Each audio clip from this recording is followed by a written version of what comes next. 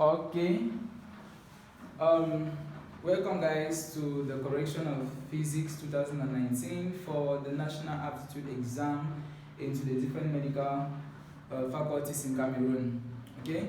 So for the sake of not making the video too long, what we're going to do is that I'm going to just read a question, then I'll give you the answer and then explain why the answer is like that. Okay, rather than reading all the options. So question one, the method of dimensions. Okay, now the method of dimensions is just one of the methods, okay, that is used to determine the correctness of a physical equation. There are many other things that have to be put together, okay, so many other assumptions or so many other theorems that have to be put in place in order to determine the correctness of a particular equation, whether in physics or in mathematics or whatsoever. Okay, but the correctness of an equation does not rely solely on the methods of dimension or using the units. If the units of, we know that a homogeneous equation is an equation in which the units of the terms of the left hand side equals the units of the terms of the right hand side. Okay, but we cannot ascertain, okay, that that equation is going to be correct. For example, if I take, for example, the equation s equal to ut plus half at squared. Okay, now this equation is, of course, if you look for the dimensions or the units of s will be the same as the units of ut, will be the same as the units of half at squared. And we say also that a homogeneous equation is an equation in which the terms of each unit the units of each term is the same. Okay, the units of each term is the same. So if you want to go by methods of dimension, it is okay. But what if I write s equal to ut plus 4at squared? Okay, the 4at squared already makes the equation to be wrong. Okay, you and I know that it's wrong.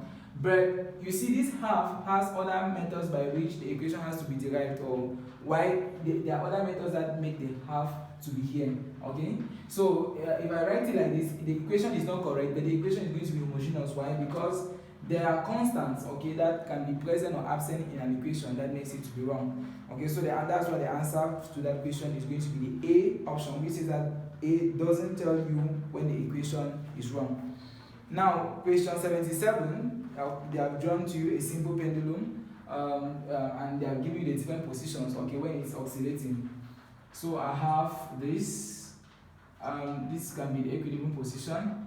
At one moment it is swinging and then it comes to this position. So it means the thing is moving like this and it's performing the arc of a circle. Alright?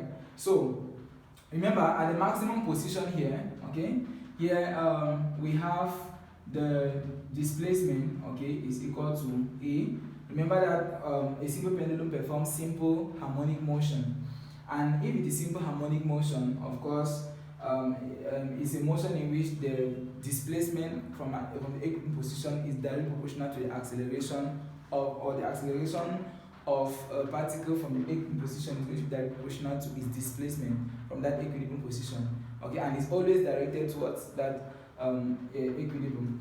So x equal to capital A, okay, that's the amplitude of the motion, the maximum distance the displacement is going to cover. And then we are going to have here, when x equal to A is maximum, okay, we have maximum acceleration. Then V here is going to be 0, okay, at the maximum point V is 0. Of course, if V is 0, it means that KE is equal to 0, okay. And here, okay, yeah, if you come to the equilibrium position, okay, so here x is equal to 0. A here is obviously, because the motion is given by A equal to negative omega squared times x. That's this is a relation, okay, for simple harmonic motion, okay, originally.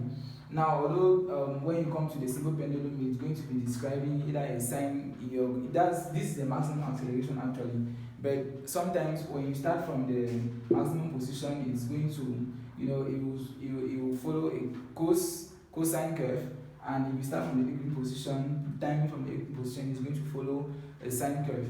Now, so we have here V not mean that K is equal to 0, and if K is 0 here, it means that potential energy here is maximum at this point. Now at this point, of course, the opposite is true. So here A is equal to 0, V is what? Max. That's why we say kinetic energy is maximum at the equilibrium position, and the PE at the equilibrium position is going to be equal to 0. Okay, that's what gives us that picture. And the energy, now the simple pendulum is considered to be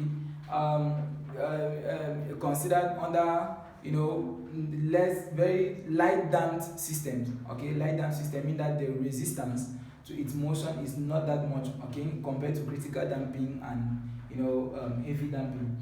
So here, this thing is describing the arc of a circle. But talking about its energy, that's what we are going to see in question 78. Okay, the energy is considered to be fairly constant. Alright, meaning that at any point in time, the PE plus the KE is supposed to give us a mechanical energy in the system.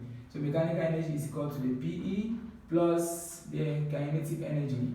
Okay, so at this maximum, that's the reason why at this maximum position, when PE is maximum, you know, the KE is 0. Okay, and here the P is 0 and the V is maximum. And so we are going to have our graph of energy.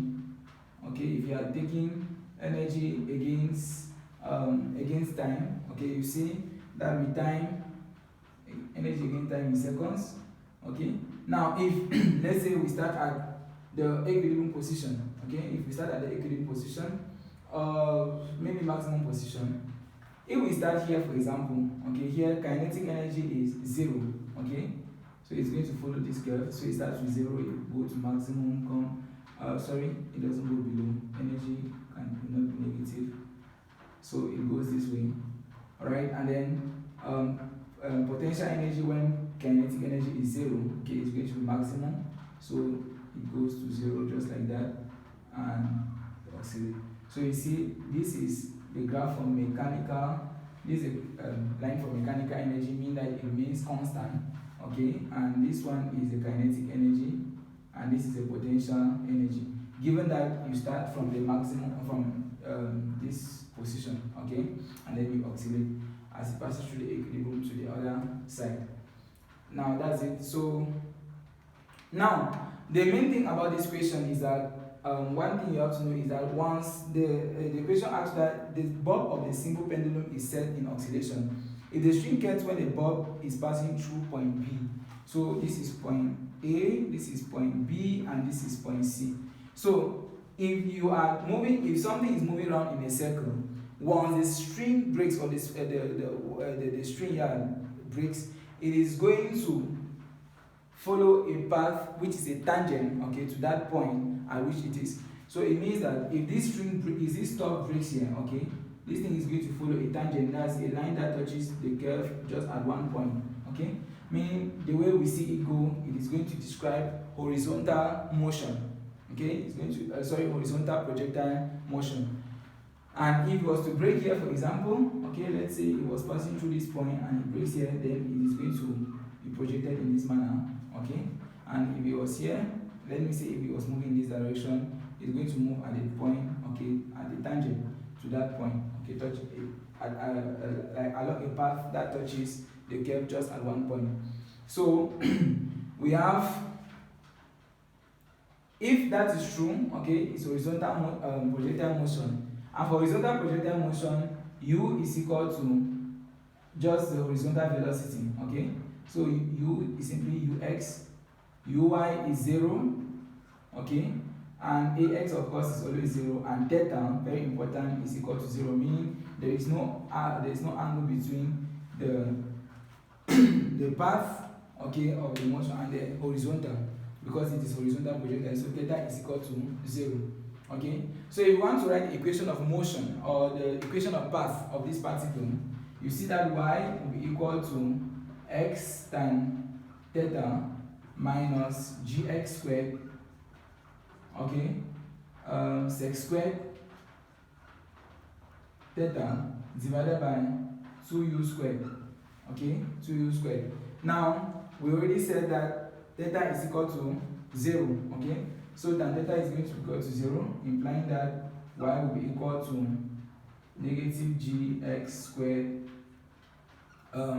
sec squared sec squared theta is the same as 1 plus tan squared theta divided by 2u squared. So if you replace theta with 0, okay, that stuff is also going to go off. So if we take the magnitude, okay, the magnitude of this gx squared on 2u squared, that's going to be the vertical distance, okay, that is going to be covered by the particle, okay. So the answer to that question 77 is going to be C, okay, because the particle is going to follow a path which is tangential, all right, tangential to the point at which it breaks. So that's the most important thing. That's the most important thing to note there. And if we write the equation of path, we are going to have this. So the answer is C. And question 78 says the graph below represents the variation of the energy with time for. Okay, so we have already drawn something like this. The energy of a simple pendulum is going to remain fairly constant because it is a light damped system. Okay, and here the answer is going to be A. A ball that bounces on the floor, the energy is going to be dissipate with time, so it's going to reduce. You're going to have something like, because each time it bounces, okay, it bounces back with a lower energy than it was before. Why? Because when it hits the floor, okay, part of the energy is being converted into sound energy and alright, and even heat. So we have here we're going to have something like this for a ball that is bouncing. You know, the amplitude of the motion will decrease with time. Okay, so energy equally dies down with time. Okay, so we go on. I'm sorry for my voice. All right.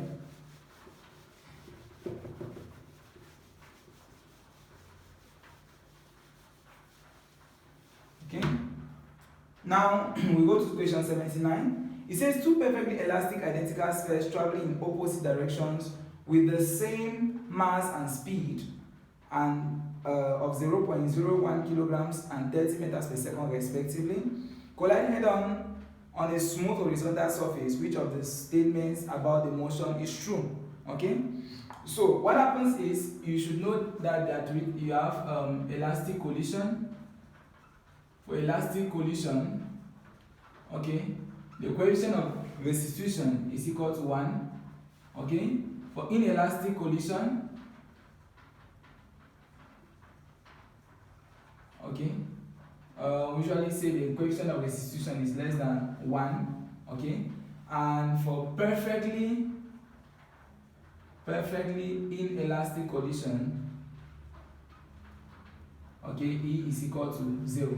Normally the value of E ranges between 1 and 0. Okay, your value should never go beyond that. So meaning for inelastic collision, your E should actually fall in between 0 and 1, but it should not be equal to 1 or equal to 0. Okay, then now for elastic collision and inelastic, for elastic collision, both momentum and kinetic energy, okay, are conserved. While for inelastic collision and perfectly inelastic collision, just the momentum is conserved. Okay, momentum is conserved. Kinetic energy is not conserved because of, when the two particles collide, part of the kinetic energy will be converted maybe into heat, sound, okay, and all of that. So we have this. So from this question, they are telling us that two perfectly elastic identical spheres they are traveling in opposite directions. Okay, so it means if I have two spheres like this one is A and this is B. Now the speed of the mass, they are identical, so let's say their masses are mm. Okay, the speed of this one is u, this one is also u. Now this one can be moving in this direction and this one is moving in this direction, so they are moving in opposite directions. So it means that originally we want to write our equation for, if we want to write our law of conservation of linear momentum, okay, mu minus mu, because they are moving up, so you consider one of them to be positive, okay, will be equal to mva plus mvb. All right, and you see that the change in va plus vb will be equal to 0. Now there's not even any need for doing this if you know your theory quite alright, because For elastic collision, okay, the particles are going to bounce back with actually the same speed with which they came together. All right. So so the speed of separation is going to be the speed of equal to the speed of approach. Okay, the speed for each of the particles. So here it means that the speed will still remain u and u after collision, and but the particles are going to be moving in opposite directions. But the kinetic energy, as I said, is going to be conserved. Okay, the kinetic energy is conserved. So it means the total kinetic energy, Ke total, in the system is equal to Ke of particle A plus Ke of particle B. Now, I remember I said for elastic collision, both momentum and kinetic energy are conserved. So if that is true, it means that here I'm going to have half m, alright, u squared plus half m into negative u. That's if we consider it was moving in the opposite direction squared. And this one is going to give me, if you add half plus half, it gives you 1, so you're going to have mu squared, okay? Which if you take the masses of the particle is 0.01, okay? 0.01 times 30 squared, okay? That's 30 meters per second squared. You're going to have 9.0 joule, right? 9.0 joule. So the total energy of the system is conserved. The energy before collision is the same as the energy after collision. So the answer there is D, okay, for question 79. Now for question 80, it says that the gravitational force is a conservative force because, now the first thing to know is, what is a conservative force? A conservative force is simply or let me start with the definition of a conservative field. A conservative field is a field in which the work done in moving an object, okay, in a closed path is equal to 0. For example, in the gravitational field, if I take a particle up, okay, you see, for example, if I carry a particle up, displace a particle upwards, all right, we can consider it to be negative because it's going against gravity. When we bring it down, okay, it's considered to be positive, and we are going to take the when you're going against gravity, we say it's negative, the value is negative, and when you're under gravity, we say it is positive. And so when you add the two, if you come back to the same point, it's going to be 0. That's what they mean by a closed path. So I take a particle from the table, okay, I take it to a certain height, and then I bring it back to that same surface, okay, and that's going to be a closed path. So the energy there is going to be equal to 0. So the gravitational field, okay, is a vector field, and of course it respects that rule. So it's going to be a conservative field, and the electric field equally is a conservative field, but the magnetic field is a non-conservative field. And so where do you have conservative forces? Conservative forces are found in conservative fields. So the electrostatic force is a conservative force, the gravitational force is a conservative force, and the magnetic force is equally it's not a conservative force instead, because the magnetic field is not conservative. Okay, so the answer there is A. 80 is A. 81. Which set of forces below are contact forces only? So you have two groups of forces. You have what we call action of the distance force and contact forces. Action of the distance force, from the name you can be able to tell that it can act. The two objects don't necessarily have to be in contact, okay, for you to have that force in existence. For example, gravitational force, you have the moon and the earth that are located thousands of kilometers apart, okay, but there is an attraction between the two. You have electrostatic force. You can put two charges at different distances, okay, and then they still have effect on each other. That's what we mean by action of the distance force. But forces that you need these two surfaces or two particles to be in contact, okay, that's what we call them contact forces. So the answer there is going to be D. Tension, okay, maybe you have tension in a rope. For example, you have the viscous, which the particle must be present in a fluid, maybe in air or in, when we say fluid, we mean air or gas, okay? Air or a liquid. Then we have the upthrust force, okay, which also should be present, and the frictional force requires the two surfaces to be in contact, okay? Question 82 says, when a massive body explodes into two, okay?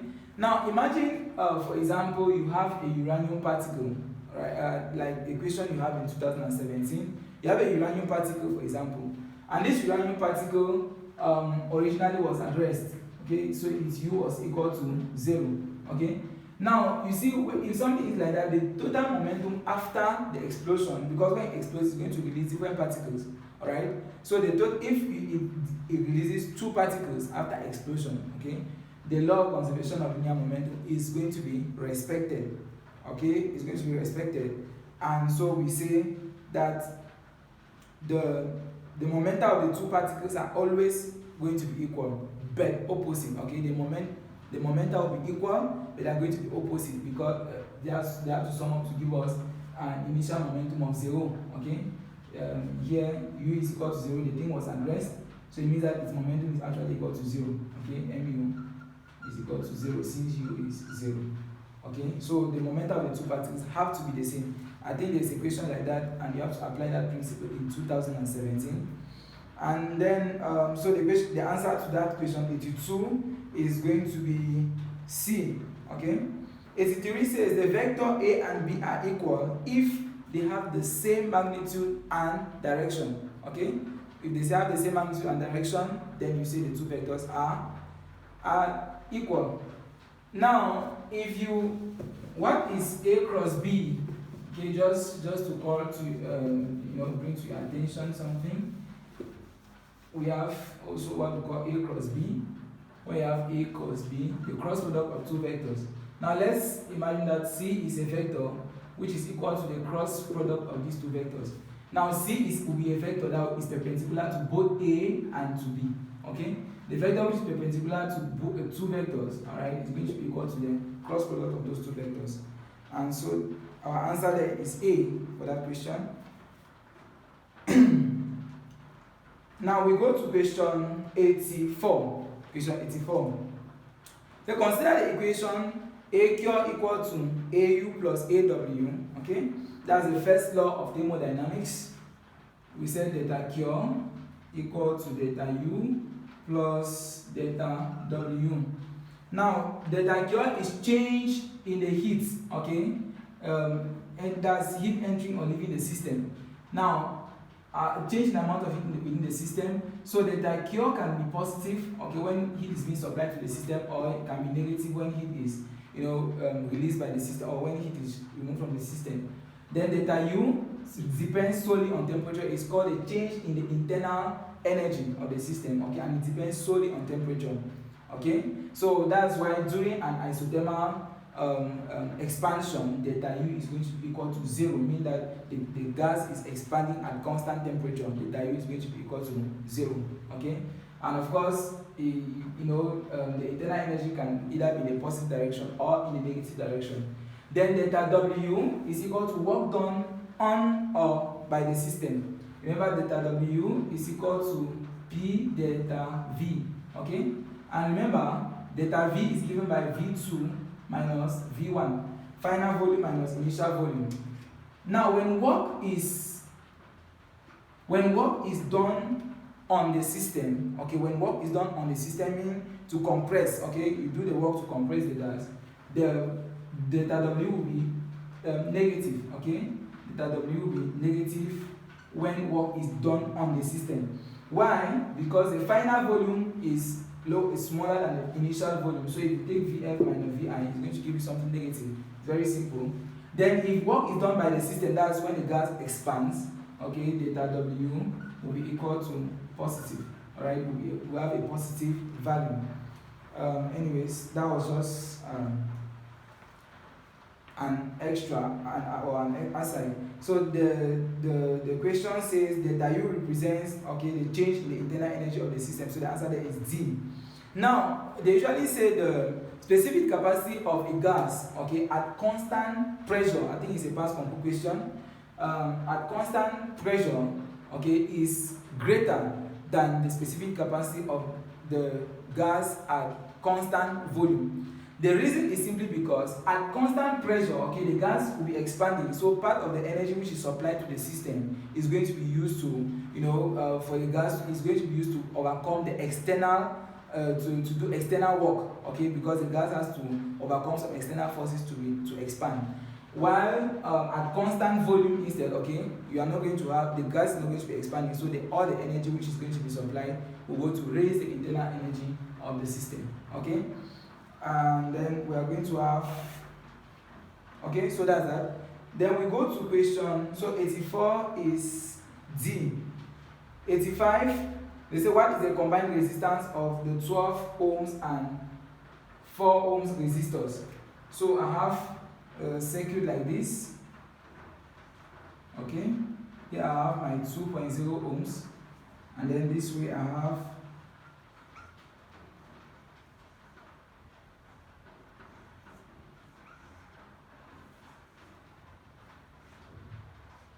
okay, this question should be a cheap one. You have I1, okay, the current is I2. These two resistors, the 12.0 ohms resistor and the 4.0 ohms resistors are in parallel, okay. So for me to get the total resistance of these two of the total in circuit, I first of all have to first of all get the resistance, the combined resistance of the 12 ohms and the 4 ohms, okay. Then I can now combine it with the 2.0 ohms. So for resistors in parallel, you remember that 1 on R total is equal to 1 on R1 plus 1 on R2, okay, plus up to 1 over Rn, depending on how many resistors are going to be in parallel, okay. But when there are just two of them, okay, we just use the formula R1 times R2 on R1 plus R2, and it's going to give me R1 is, so you can say 12 times 4 divided by 12 plus 4, okay.